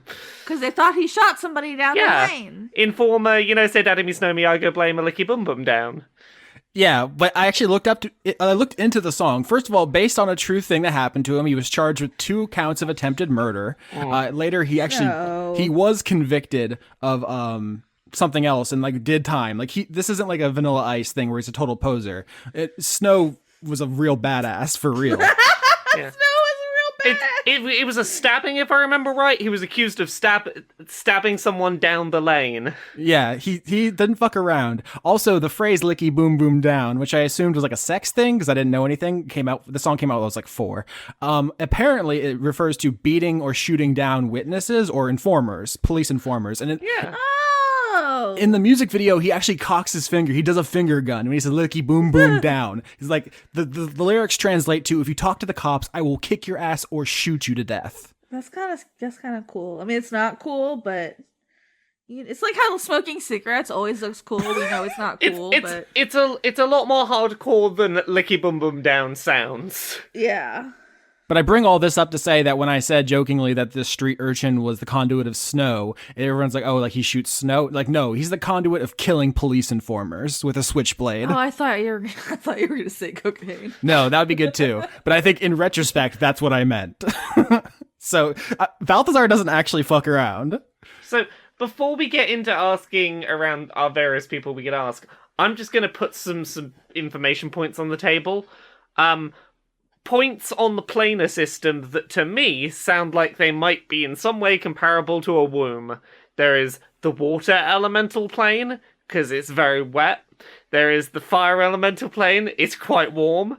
There is the true neutral plane, because that's right in the middle, everything's sort of around it, protecting it.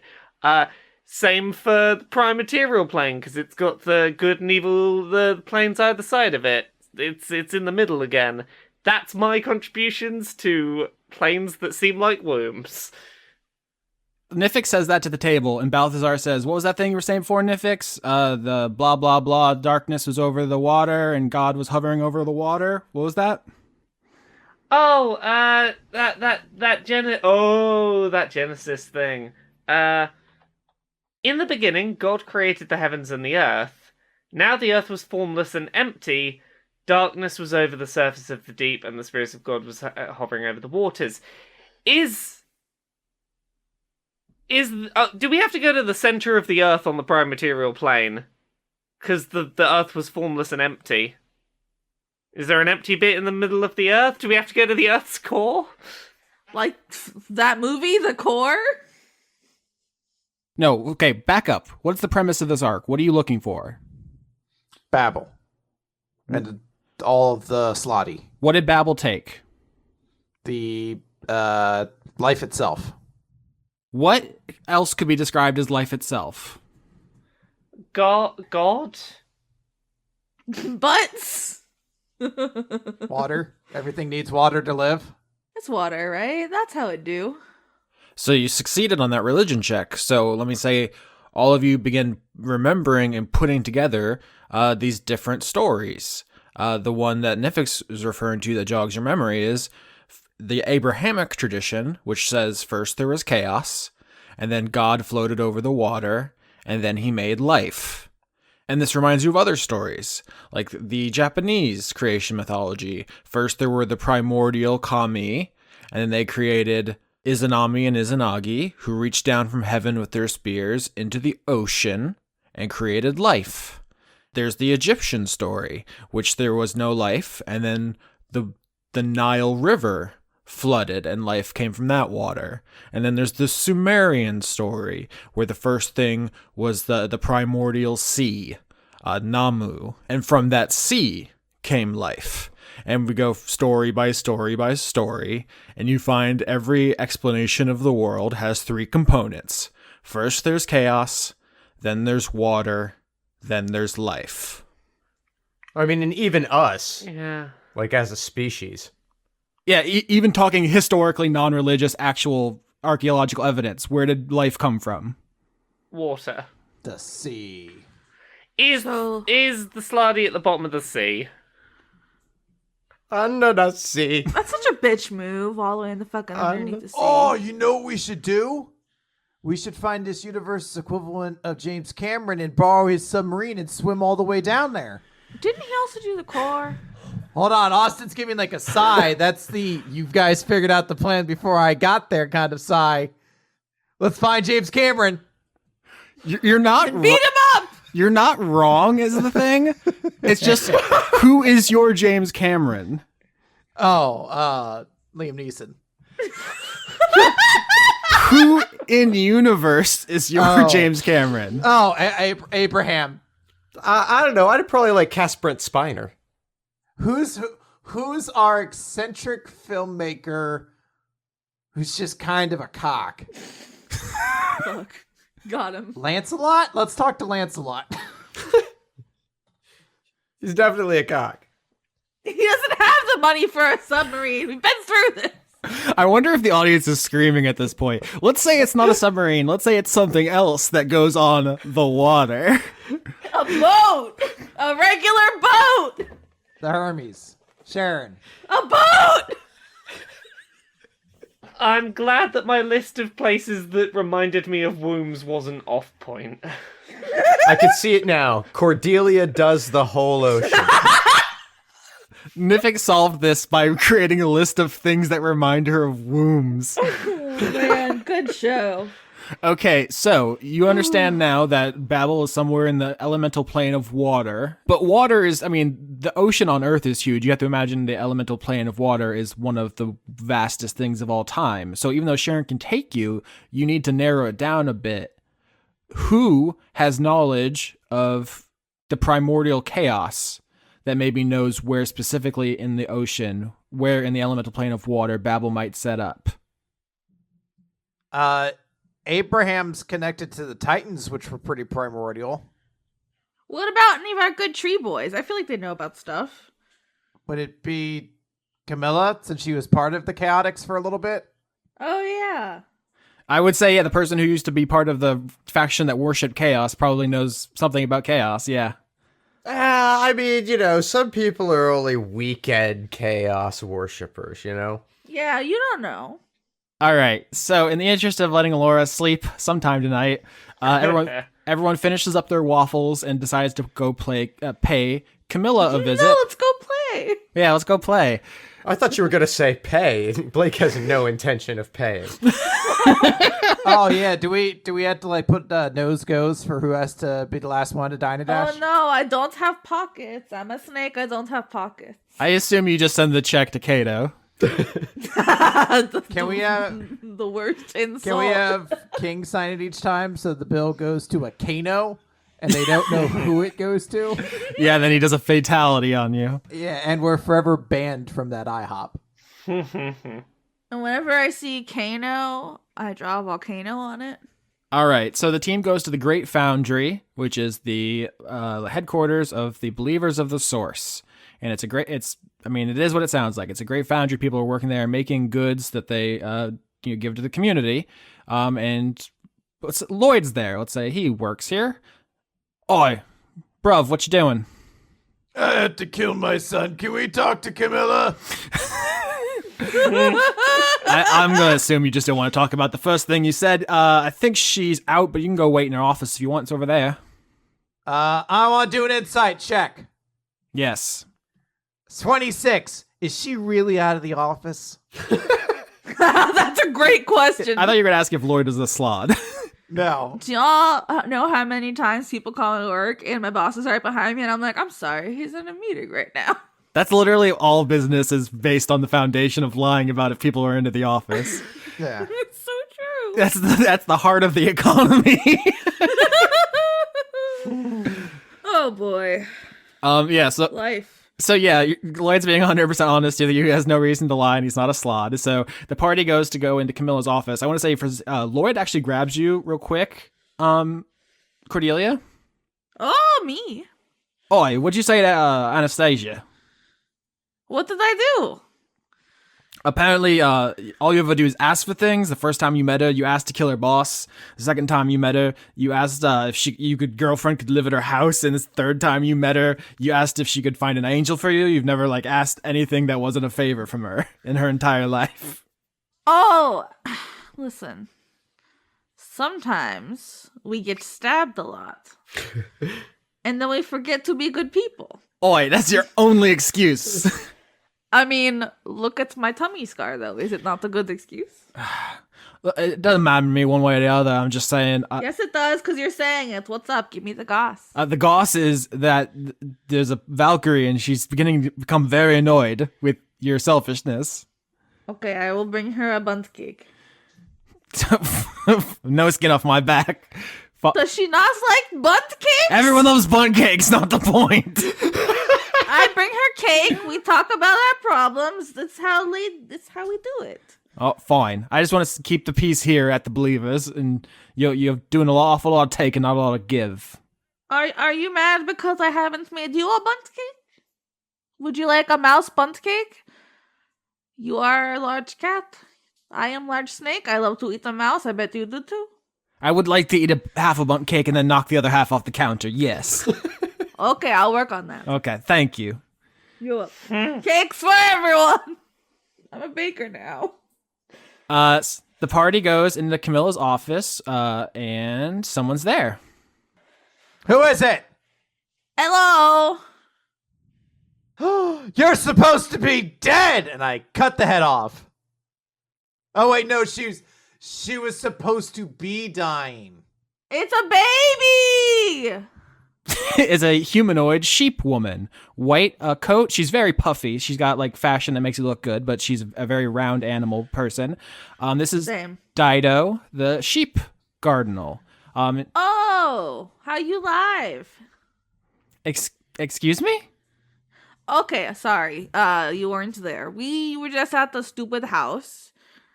It sucked a lot. And you were there. Talking to Camilla. And then there was a snake, and then he left. Well, I've been here all day, and I'm allowed to talk to my wife, so I don't know what's wrong with you. Let me explain myself better. Cordelia explains herself better. Okay. Can I just do that in life, please? Yeah. Laura, what are you doing? Laura explains herself.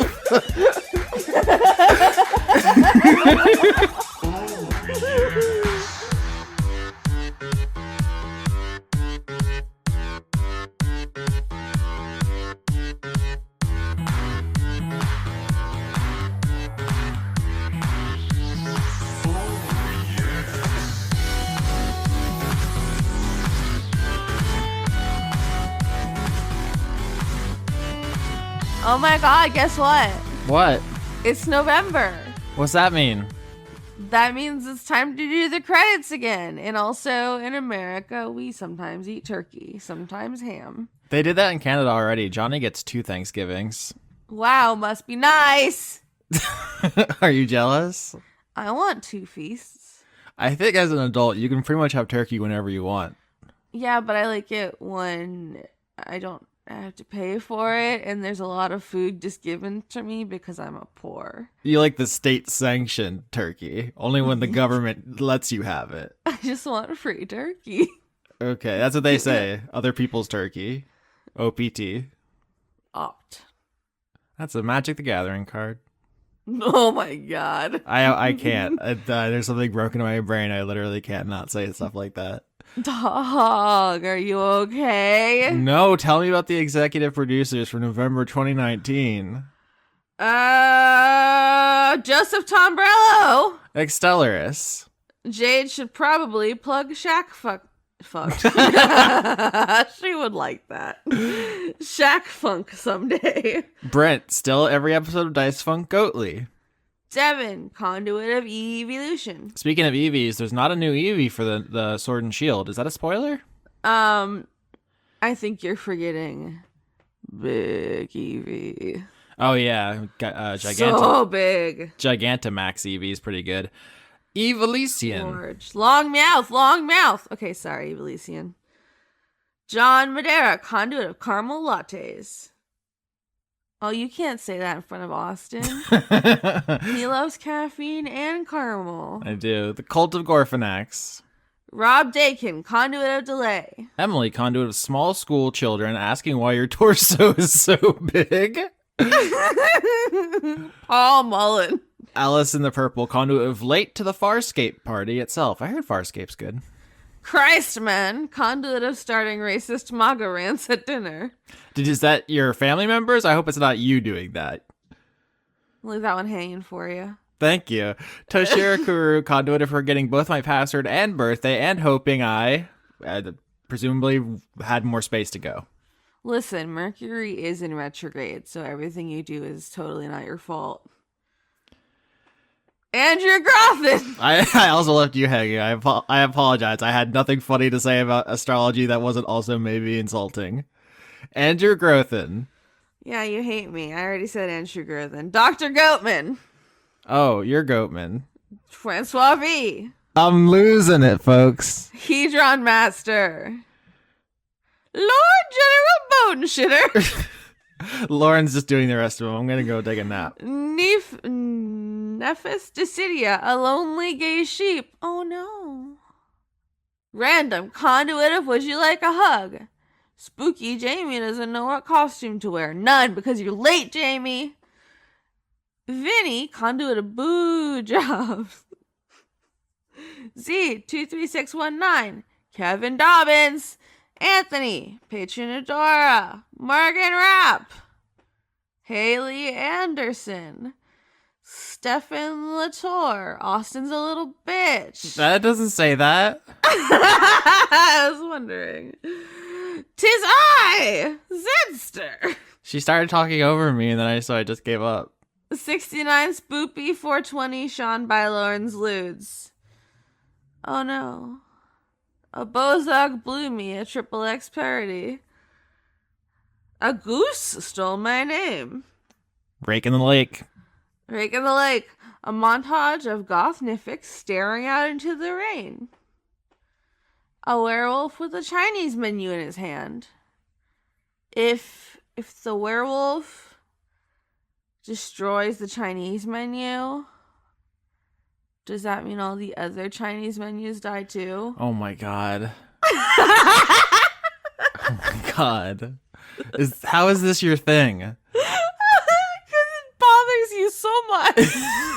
Well, that is basically how you conduct your life. How can I make Austin as uncomfortable as possible at every given moment? It's not on purpose. I'm just like this. I can't believe how long it took you to realize what I was doing. I was expecting the oh my god much earlier than that. Aaron Norgard. Abigail Grace. Adrian Y.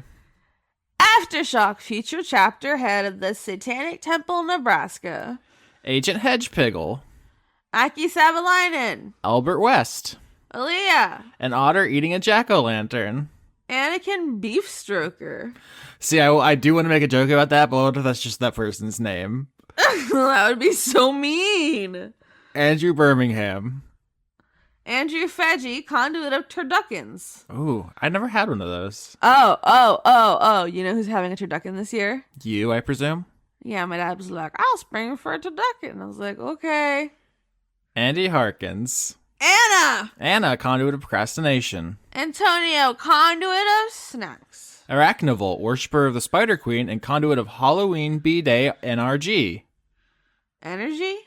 I think it's like RNG, random number generator, but they goofed it up or maybe did a little silly on us. No, birthday energy. Anyways, Archduke Archibald. Yeah. Archduke Archibald, the huggable cactus. Ariadne, spinning up a new display name. That's clever. Arjun de Koning. Ash spent $120 on Lauren's titty. Yeah. Austin Korksky, conduit of Best Boy itself. Austin, more Skeksy's voice. Isaac, conduit of Gabble Gabble Gabble. Valve Master. Becky Toothill, property of Janiac. BJ, conduit of miniature giant space hamsters. B-Ray Echo. Before we continue, I gotta say, I got tiny, slimy nips. How'd they get so slimy? Big Time Geddy Lee, member of Big Time Rush. Blackstone Morgan. Blue 6. Boness. Brady, conduit of spooky, scary skeletons. Butt Nuttin, Nut Button. Callum, Muscles, stop trying to steal my name. Turner. Cameron Abbas. Candace, listen to Dice Funk. Starling. Caradwen, conduit of crushing on Austin in a respectful, non-horny way. Chance, conduit of wasted potential. Charlie, Radis X Slot Machina, Chalkley. Chastity jeans. I thought it said chastity Jesus for a second. I was like, y'all think Jesus fucked? Are those Jinkos chastity jeans? No, there's too much room in the Jinkos. You can get in there real easy. Okay. Chloe the dog barking at evil light on ceiling. Bork! You really wanted to bork. I did. Christ, I keep. Whoa. You got some Jesus on the brain today. I watched an episode of a thing that had Mormons in it. Mm. It was fun. Okay. Chris, conduit of bad decisions, Walling. Christopher Charlow. Coho Blast. Colton King. Cordelia, the tube with the tude. She certainly does have that. Corim has been supporting people on Patreon for a full year now. Yay! Yay. Yay. Cormac the Knife, conduit of knives. That's a good one. Cosmignon, conduit of Stardust, Ink Master General. Hello. Hi. Counterfist. Sierra Saldana, prophet of RN Jesus. Q, spooky. Cumber. We're not doing spooky anymore. We're thankful now. We're spooky 24/7. What if you just be thankful for being spooky? Okay. Dandy Snuff. I was going to steal it from you. You love to steal. Daniel Marsden, conduit of unnecessary consonants. Daria, go freaking right. Dawning Frost. Deathworm Jim, conduit of goblins. Decibel. Declan Sands. Dennis Pancake Detlefson. Did you know there is a Final Fantasy trading card game? I feel like there are probably several. Dinosaurs are giant birds with teeth. DM Tau, now I have to deal with player shenanigans. Don Johnston. Dorian, conduit of devotion. Dr. 101. Dr. Isix. Dragon Nexus, conduit of taking too long to support you. It's never too late. Do it now. Subliminal messages. Backmasking. Dylan and Rylan and/or Dylan and Rylan. And/or Dylan and Rylan and/or Dylan and Rylan. Oh, it's been 1,000 years. The dog listening on a lazy Sunday morning. Also dishes. Dylan, conduit of sorry for the panties. I don't. Friend, beef boy supreme with extra cream. INRJ. Ecorin. Elder dog. Elderly goose, busy summoning the untitled goose to disrupt lives. Rake in the lake. Rake in the lake.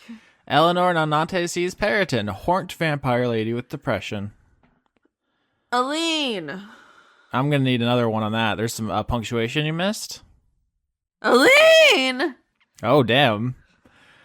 Elizabeth Jackalope. Elusive Lily. Emma, if Moose is a psyop, I've been deceived. Empress Quinn. Catch me in Sigil smoking big doinks and trading souls. I like the word doinks. I do too. Indigo Vendane. Arwen Lilagadek. Florian H.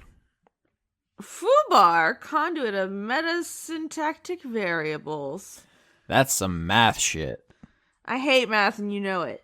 Francois Arsenal. Frank Sands. Ginger beers. Grapefruit juice. Graffiti, conduit of rhetorical consequences. Guinevere Cummings. Athol Grunderson, first of his name, born of fire and brimstone, Reddit. Harley Astor. You're screaming. Is this not what you wanted? Harris and Andrew, I don't know, just like a normal voice? Do I have such a thing? Apparently not. Harry, hoping to see that punch monk again. He's a good Brent for buying Lauren's picks and vids, dogs. I don't know how it was so hard to say. Horny for drama. They really are. How do I make friends? Regards, conduit of social faux pas. Ingemar Greemon. Is this a Dice Funk of Horse crossover episode? Isaac, conduit of Tux the Penguin. Are you a fan of Tux? I am. Is it all right to feel like a fat child in a pushchair? Is a pushchair a name for a wheelchair? I don't know. I learned recently that recess is not a word that's used in England. That was weird. Huh. It's ya boy, H.P. Lovecraft, back with the fish people. Damn, he's back at it again with his cat. His name I can't say out loud. Yeah, it's not good. Jaden. James Neely. Janiac, the spook Miss Dom, is ready to spank some pumpkins. Jasper, for goth clowns only. J. Logan, conduit of queerness, mage of life. Jenny Colby.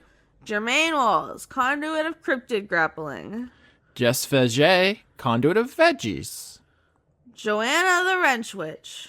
John Carey. John Potts. John Barnett, conduit of pillows. John, conduit of subpar joke names. Josie, vengeance paladin on hiatus to ship out of fuels. Send help. No. This is really developing into quite a story. Jew-Man Jack the Ripper was a punk-ass incel. Julian Phillips, conduit of Kaizen. Just a jester. Justin, conduit of getting them good antidepressants. It says drapescents, which I'm not trying to make fun, but I am enjoying that word. It's like some kind of like cool peasants. The drapescents. Caster UK. Kate, conduit of holiday-themed regret. Yeah. The word conduit has lost all meaning. I've seen it so many times. Kiefer Lowe. Kelladry is thankful that her spirit is bound to the awe-inspiring Mitzi. Who's Mitzi?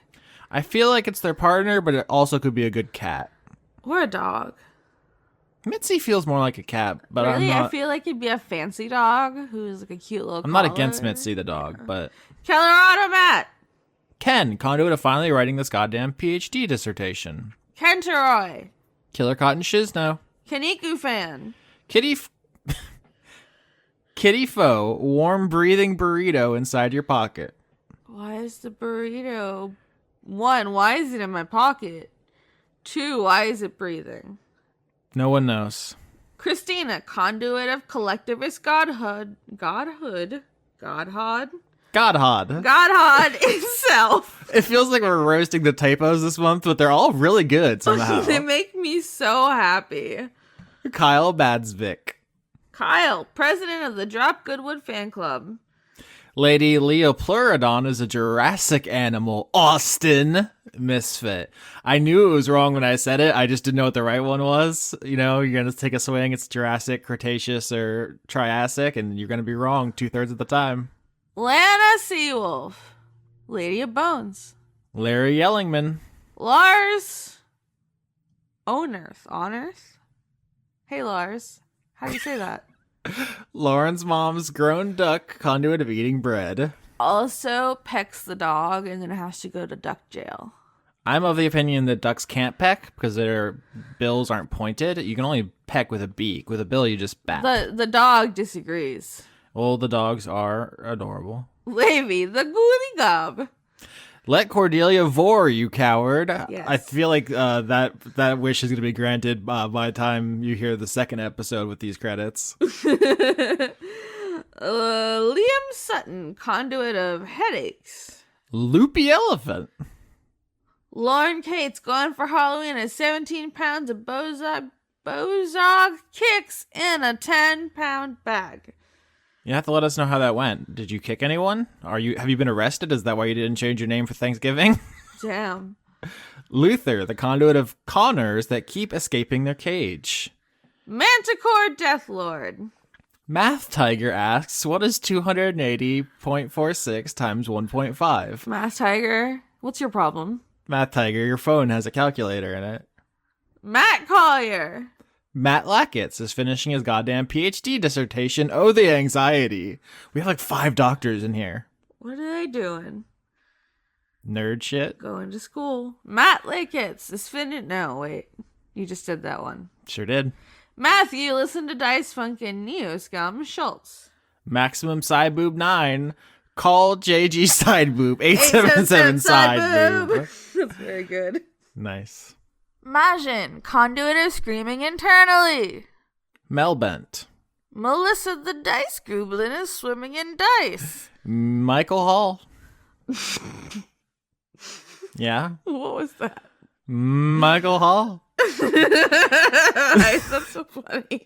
I don't know.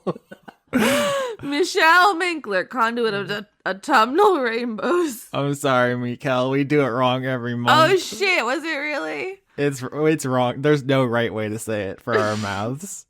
Midlife stasis. Mike draws you at a meeting. Mike draws. Nope, fuck. Kill me. Kill me. Just kill me. Mike draws you at a meet and greet with Sean Paul. Da-da-da-da. That's how that song goes, right? I don't know. I'm so stupid. I can feel myself getting stupider. Miko from Finland. Miles, conduit of passing from credits into a one-shot as an ocelot. That's on Lauren. You're She just welcome. appropriated your smiles. Modified Matthew. Mr. Willie Phoenix, Steven Lesbian Seagull, Pooh Bear Shaker. My Valentine is postmodern artist Cy Twombly. Namita Aneskins, conduit of Yeah, they left that blank. They didn't run out of space, so that's a really, spooky. makes you think. Nathaniel Deal. Nathaniel Hellman. Nicholas Dominic. Nick. Nicole Woodruff. No, Shabari and the casino. I hope that does catch on. October 2, the Spookwool. I'm down for October 2. Paye Rabjerg. Pangolin. Period. Patrick Babcock. Please call me Ashley. Yes, just Ashley. Pocket Sundial. Preston Bowers. I've decided I'm going to do that thing. That bothers you. You're like the come on down for the price is right. Pruitt Holcomb. Pumpkin Spice Criterion. Pyropsychotic was banned from all libraries. I wonder why. That's a very Dice Funk thing to get banned from. Razumi Yazura. Remsiv. Huh. Mm-hmm. Rhinconia Pacific Paranoia. Other side of cool. Conduit of Orchids. Robert Chisholm, conduit of efficiency. Robert Tuthill. Tuthill? Salad Child. Sean Lyons-Burke. Simmons, conduit of harder slatty. Sergeant Rattlebones. The skeleton war rages on. I think skeletons would definitely beat turkeys. Yeah. Not even close. Santa would beat both, though, so. Shane Sedgwick. Now you're gonna do it? Shane Ware, conduit of hedonistic pansexual polyamorous switches. Sin Milk Tom. Sir Octopus, conduit of chivalrous cephalopods. Slime King Mike, Lord of the Phlegmathon. I like how you used Chris's pronunciation there. He's a good guy. Is Slime King Mike or Chris? Both. Well, I don't know. I've talked to Chris recently. He's doing his best. Kind of a goblin. Smiling Sisyphean Cyretha of the Bleak Cabal. Spaghetto wishes they had BOGO money. Spaghetto Depressi, I remember you. Spinel did nothing wrong. Spore Man Zero. Squid Cap, the conduit of sexy anime clowns missing Halloween. Yeah, you probably can't show up to Thanksgiving dinner dressed as a sexy anime clown. Maybe.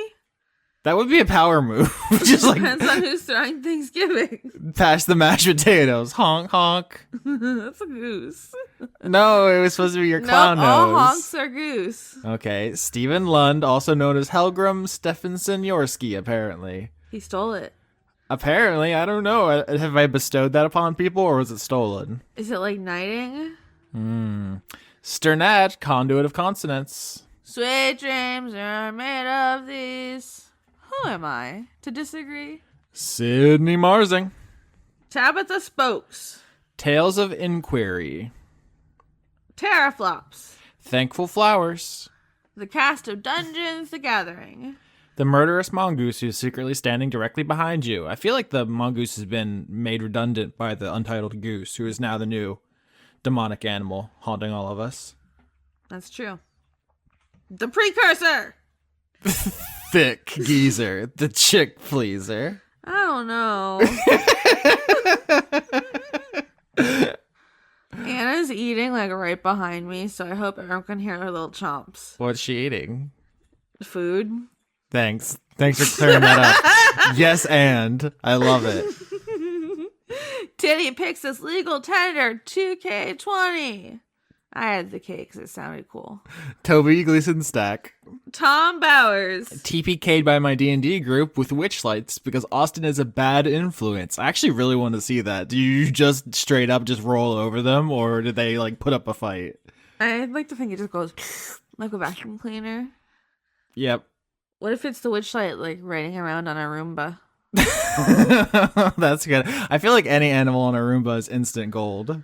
It's just, it never fails. They love it. Trace Marsing. Transient. Actually, I think I'm going to stick around. Passerby. Nice. The plot thickens. Trees, they are us. Damn, that's how you would approach that one? I thought it was like Trissitherius. Trees, they are us. Look at Okay, it. yeah, you know what? I see it now. Shanus. Universal Toby. Victor Melito, Conduit of Quietness. Viscount. Viscount Bumbershoot von Victrola, you busy little sausage. Is that your Bumbershoot accent? I don't know. I was gonna, and then I just kind of lost faith before I ever got there. I don't know. I feel like you have it in you to do a really good busy little sausage. I feel like you have it in you to say Warren Woolfolk. Warren Woolfolk. When do we get a Dice Funk one shot of big gay orcs? Apparently I can't. I mean, you can. All the players have to do is decide to be big gay orcs. I'm not stopping them. Also, it occurs to me, Woolfolk is a good sheep name. That is a good sheep name. We've probably said this before. Every joke's been made already. Willian Vink. Zephysaurus. Yam Spice Latte. Zoltar, the Viking death metal caterpillar, conduit of retribution, and technically it hasn't been 30 minutes yet. Technically, so let's go through the Patreons real quick. Patreon.com/Austin Yorsky. That's how you get on this list. $5 a month. We record on the 5th. Patreon.com/Weekly Manga Recap. That's Chris, Rolo T on social media. Conrad Zimmerman on social media. He is Patreon.com/ofhorse. And Laura K Buzz everywhere, including Patreon.com/Laura K Buzz. That's how you find her. Lauren, where are you? I'm on Twitter, Wargalicious. That's WARGLICIOS, but also you can just like click it. Austin will do the thing.